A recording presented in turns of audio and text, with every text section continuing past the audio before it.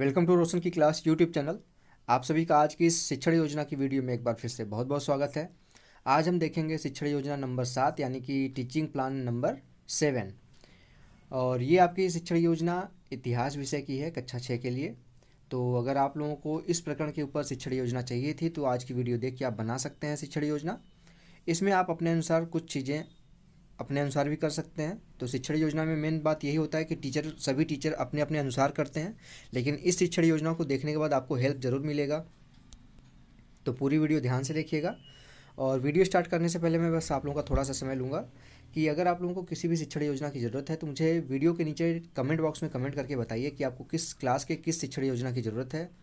और 24 से 48 घंटे के अंदर मैं कोशिश करूँगा कि आपकी शिक्षण योजना आप तक पहुँच जाए मेरे चैनल के माध्यम से। सिर्फ आपको इतना काम करके रखना है कि रोशन की क्लास यूट्यूब चैनल को सब्सक्राइब करके रखना है और साथ ही साथ बेल आइकन को दबा के रखना है, जिससे मैं आप लोगों की शिक्षण योजना अपलोड करूँ तो उसकी नोटिफिकेशन आप तक पहुंच जाए और आपको पता चल जाए कि आपकी शिक्षण योजना अपलोड हो गई है।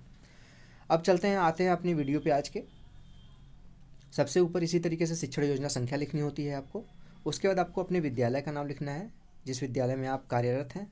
उसके बाद आपको अपना नाम लिखना है यानी कि शिक्षक का नाम लिखना है। उसके बाद इस तरीके से देख लीजिए कॉलम बना के दिनांक, कक्षा, विषय, समय, ये सारी चीज़ें लिखनी है। दिनांक आप डालेंगे तो इससे ये पता चलेगा कि आपने किस डेट को, ऐसे तो आप डेली शिक्षण योजना बनाते जाएंगे और पढ़ाते जाएंगे तो ये कंफर्म नहीं हो पाएगा। आगे चल के देखेंगे कि किस डेट को आप कौन सी शिक्षण योजना पढ़ाए थे।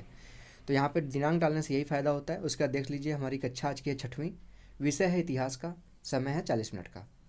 अब उसके बाद अगला हेडिंग आता है लर्निंग आउटकम। लर्निंग आउटकम का मतलब ये होता है कि आप ये चैप्टर पढ़ाने जा रहे हैं जो, उसको पढ़ाने से बच्चों में किन चीज़ों का नॉलेज बढ़ेगा उसके बारे में लर्निंग आउटकम यहाँ पे लिखना होता है। इसमें पॉइंट वाइज लिखना होता है। मिनिमम 1 से 2 पॉइंट लिख सकते हैं और मैक्सिमम 3 से 4 पॉइंट भी इसमें लिख सकते हैं आप, आपके अनुसार है ये। पहला इसमें देख लीजिए पॉइंट है छात्र पुष्य भूति वंश की जानकारी प्राप्त कर सकेंगे, और दूसरा पॉइंट है छात्र पुष्य भूति वंश के शासकों और उनके राज्य विस्तार की पूरी जानकारी प्राप्त कर सकेंगे। अब आता है हमारा अगला हेडिंग प्रकरण। प्रकरण का मतलब है यहाँ पे आज का आपका टॉपिक क्या है, आज का पाठ कौन सा आप पढ़ाएंगे बच्चों को। तो यहाँ पे आपको लिखना है पुष्य भूति वंश। आप आज का जो चैप्टर है उसका नाम है पुष्य भूति वंश। ये कक्षा 6 के इतिहास विषय का 10वां अध्याय है पुष्य भूति वंश। और उसके बाद आपको लिखना है हेडिंग सीखने सिखाने की सामग्री। सीखने सिखाने की सामग्री में आपको उन सभी सामग्रियों के बारे में यहाँ पे लिखना होता है जिसकी सहायता आप शिक्षण कार्य करते समय 40 मिनट की क्लास जो आप लेंगे उसमें जिन जिन सामग्रियों की आप सहायता लेंगे शिक्षण कार्य करने के लिए, वो सारी चीज़ें यहाँ पे लिखनी होती हैं। तो यहाँ पे देख लीजिए चौक है, लिखा गया चौक, डस्टर, पॉइंटर, पाठ्य पुस्तक यानी कि किताब आपकी, पुष्य भूति वंश के राज्य विस्तार का मानचित्र। ठीक, अब ये हो गया आपका सीखने सिखाने की सामग्री। सीखने सिखाने की सामग्री के बाद आता है आपका मेन हेडिंग। सबसे इंपॉर्टेंट हेडिंग यही है क्योंकि सारी चीज़ें इसी के अंतर्गत लिखनी होती हैं। सीखने सिखाने की प्रक्रियाएँ और गतिविधियाँ। इसमें आपको देख लीजिए 4 कॉलम बनाने होते हैं। क्रम संख्या, चरण, समय और आकलन का तरीका। क्रम संख्या में यहाँ पे पहला नंबर डाल के आप चरण में लिखिए। पहला चरण है यहाँ पे शिक्षण के प्रारंभ में, यानी कि शिक्षण कार्य करने के स्टार्टिंग में, शुरुआत में आप क्या करेंगे। तो शिक्षण कार्य करने के प्रारंभ में शिक्षक छात्रों से कुछ प्रश्न पूछेगा और छात्रों को प्रकरण से जोड़ने की कोशिश करेगा। कुछ ऐसे प्रश्न पूछेगा शिक्षक जिससे बच्चों को पता चल सके या फिर उस चैप्टर से वो जुड़ सकें। ऐसा कुछ चैप्टर से जो मिलता जुलता क्वेश्चन बनाइए और उस चीज़ से आप बच्चों से प्रश्न पूछिए जिससे बच्चों को पता चले कि आप वो लगभग पढ़ने क्या वाले हैं। समय में 10 मिनट लगेगा आपको ये प्रश्न पूछने में। यहाँ पे 10 मिनट आप अपने अनुसार आपका जितना भी समय लगेगा उसके अनुसार यहाँ पे लिख लीजिए। स्टैंडर्ड फॉर्मेट है ये, तो यहाँ पे 10 मिनट लिखना है आपको। आकलन का तरीका है सहभागिता व प्रश्नोत्तर।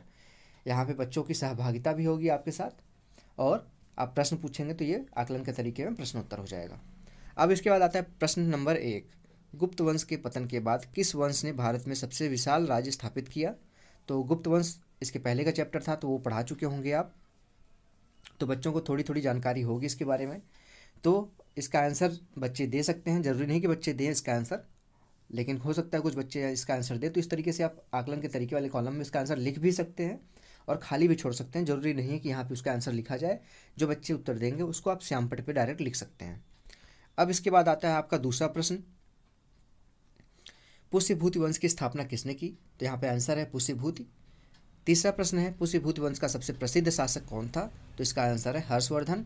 जरूरी नहीं कि बच्चे आंसर दें, आपको अपने अनुसार यहाँ पे आंसर लिखना है, या फिर नहीं लिखना चाहते तो नहीं भी लिख सकते हैं जैसे मैंने अभी बता दिया। आप डायरेक्ट श्यामपट्ट पे सारी चीज़ें लिख सकते हैं, जिससे बच्चों को पता चल जाए। अगर वो किसी प्रश्न का उत्तर नहीं दे पा रहे हैं तो श्यामपट्ट पे भी आप इस चीज़ को लिख सकते हैं। अब आपने प्रश्न पूछ लिया, बच्चों को पता चल गया कि हर्षवर्धन से रिलेटेड है ये चैप्टर और पुष्य विभूति वंश से रिलेटेड है।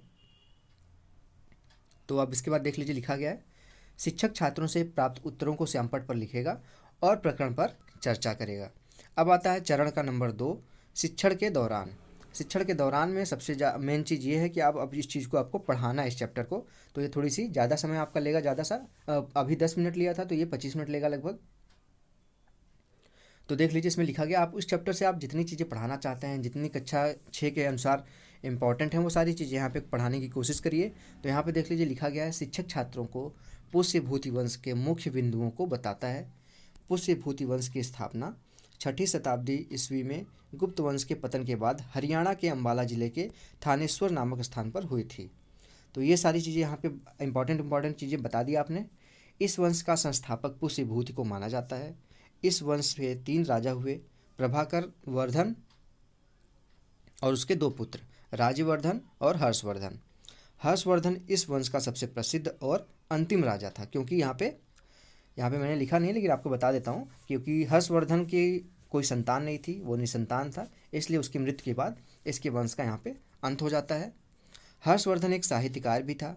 उसने प्रियदर्शिका, रत्नावली तथा नागानंद 3 नाटकों की रचना की। अब बाणभट्ट के बारे में भी आपने सुना ही होगा। तो बाणभट्ट जो था वो हर्ष का दरबारी कवि था। तो ये सारी चीज़ें हो गई, आपको मैंने बता दिया। ये 25 मिनट आपको समय में लिखना है, समय वाले कॉलम में। और आकलन के तरीके में यहाँ पे आपको लिखना है अवलोकन व सहभागिता।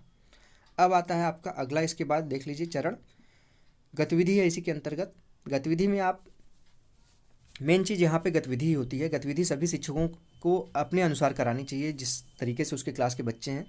अगर आप कोई कहानी, ऐसे इतिहास बता रहे हैं, तो कोई कहानी की रचना करिए, जिससे बच्चों को समूह में बांटिए। यहाँ पे वही चीज़ें लिखी गई हैं, समूह में बांटिए बच्चों को, और उस चैप्टर को कहानी के माध्यम से उस समूह में ही डिवाइड कर दीजिए। जैसे किसी को पुष्य विभूति बना दीजिए, किसी को आप राज्यवर्धन बना दीजिए और किसी को हर्षवर्धन बना दीजिए। ये सारी चीज़ें बना के आप बच्चों को ही उनको कहानी के अनुसार बताएंगे तो उनको अच्छे तरीके से समझ में आएगा। तो गतिविधि का मतलब यही होता है कि आप कौन सी गतिविधि के द्वारा बच्चों को वो चैप्टर समझाना चाहते हैं। ये हो गया गतिविधि। अब गतिविधि के बाद आता है आपका तीसरा यहाँ पे चरण, शिक्षण के बाद। यानी कि शिक्षण कार्य आपने कर लिया, अब शिक्षण के बाद क्या कार्य होगा, तो इसका समय होता है आपका 5 मिनट का। इसमें आप 5 मिनट लेंगे और इसमें देख लीजिए लिखा गया है आकलन के तरीके में प्रश्नोत्तर, यानी कि प्रश्नोत्तर के माध्यम से आप आकलन करेंगे बच्चों का। यहाँ पे देख लीजिए लिखा गया गतिविधि के बाद शिक्षक छात्रों से मूल्यांकन प्रश्न पूछेगा। यहाँ पे आपके अनुसार जो भी आप पढ़ाए होंगे उसके अनुसार यहाँ पे प्रश्न पूछ सकते हैं। पहला प्रश्न है हर्षवर्धन का दरबारी कवि कौन था, और दूसरा प्रश्न है पुष्य विभूति वंश के में कितने राजा हुए। तो इसमें आपको 5 मिनट लगभग लगेगा, तो यहाँ पे 5 मिनट ले सकते हैं आप।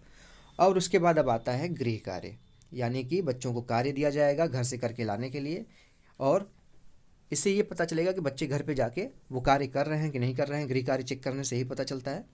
और बच्चे जो करके आएंगे वो उस चीज़ को घर पे जाके पढ़ेंगे भी, तो उनको अच्छे से तैयार हो जाएगा। तो गृह कार्य में देख लीजिए लिखा गया है शिक्षक छात्रों से इस अध्याय के अभ्यास प्रश्नों को घर से लिख के लाने को कहेगा। अब आता है अगला हेडिंग, शिक्षण की आगामी योजना, यानी कि ये शिक्षण कार्य करने के बाद अगले क्लास में आपकी क्या योजना है उसको यहाँ पे लिखना होता है। तो शिक्षक इस अध्याय के अभ्यास प्रश्नों को कराने के उपरांत अगले अध्याय, यानी कि उसका नाम लिख दीजिए, उत्तर भारत की शिक्षण योजना तैयार करेगा। तो सबसे पहले शिक्षक का ये काम बनता है कि वो जो कार्य दिया है बच्चों को करके लाने के लिए, वो उन्होंने कार्य किया है कि नहीं किया है।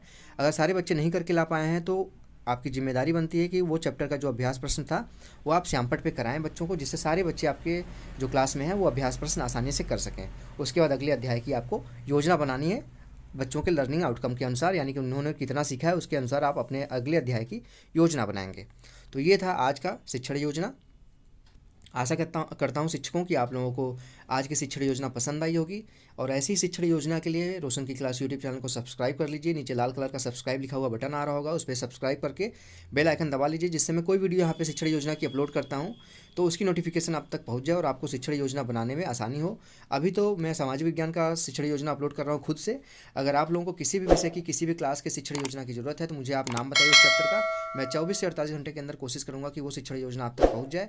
आप सिर्फ रोशन की क्लास यूट्यूब चैनल से जुड़े रहिए, सब्सक्राइब करके से जुड़ने का एक ही तरीका है, सब्सक्राइब करके रखेंगे तो उससे आप जुड़ सकते हैं रोशन की क्लास यूट्यूब चैनल से। और साथ ही साथ बेल आइकन को दबा के रखिए, जिससे मैं कोई वीडियो अपलोड करता हूं तो उसकी नोटिफिकेशन आपको पहुंच जाएगी, तो आपको पता चल जाएगा कि आपकी वीडियो अपलोड हो गई है। तो फ्रेंड्स, अगर आप लोगों को आज की वीडियो पसंद आई तो प्लीज़ लाइक करिएगा और अपने शिक्षक बंधुओं के साथ इस वीडियो को शेयर करिए, जिससे उन लोगों को भी शिक्षण योजना बनाने में आसानी हो। और अगर आप लोगों के पास कोई शिक्षण योजना ऑलरेडी है बनी बनाई, उसकी फ़ोटो खींच के मैं डिस्क्रिप्शन बॉक्स में अपना व्हाट्सएप नंबर दे दूंगा, उस पर भेज दीजिएगा, जिससे अन्य शिक्षकों की भी हेल्प हो सके आपके द्वारा मेरे माध्यम से। अगर आप लोगों को उसमें अपना नाम भी बुलवाना है तो मैं वीडियो में आपका नाम भी बोल दूंगा कि किसने ये शिक्षण योजना भेजी थी, कहाँ से। तो मिलते हैं नेक्स्ट वीडियो में, तब तक के लिए आप लोगों का बहुत बहुत धन्यवाद। जय हिंद, वंदे मातरम।